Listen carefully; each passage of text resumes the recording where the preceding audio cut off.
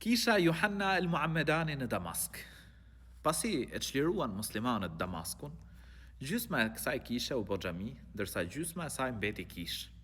Në kohën e prisit të muslimanëve El Walid ibn Abdul Malik, ky mendon të zgjeroj xhamin dhe kërkon pra që ta zgjeronte xhamin dhe ashtu vendos.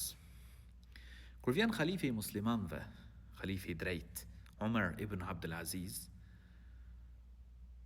tha, kjo është bërë padrejtësisht, kështu që duhet me u prish ajo pjesë pra që është shtuar e xhamis. Nxjerr fermanin që do prishet. Mblidhen muslimanët, i shkojnë khalifës i thonë pra që mos me u prish. Me gjet këmbim, atëherë nxori fermanin tjetër. Kjo pjesë e xhamis do të prishet filan ditë dhe filan kohë. Kur e pan që khalifja ishte i prerë, nuk kishte diskutim pra me të, atëherë shkuan tek të krishterët dhe u dakordsuan me ta, me miratimin e tyre, që xhamia mos prishej më. Ajo që dua të them është që Islami na mëson për drejtësi. Ndoshta ndodh që një musliman mund të gaboj, njerëz jemi.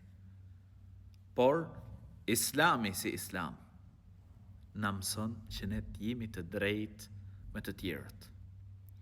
Të jemi të drejtë me të tjerët. Dhe po të shohësh, muslimanët në Damask kanë sunduar, pra pushteti i tyre ka qenë me shejkuj.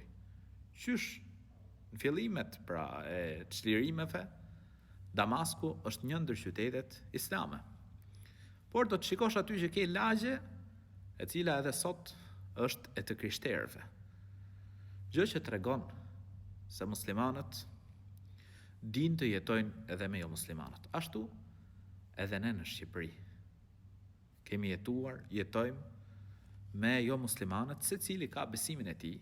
Patjetër që ka dialog, ka diskutim, patjetër që ne lutemi për udhëzimin e tyre, i ftojmë në Islam, por ajo që dua të them është që kjo fe na mëson të jemi të drejtë me të gjithë, kush do qofshin ata.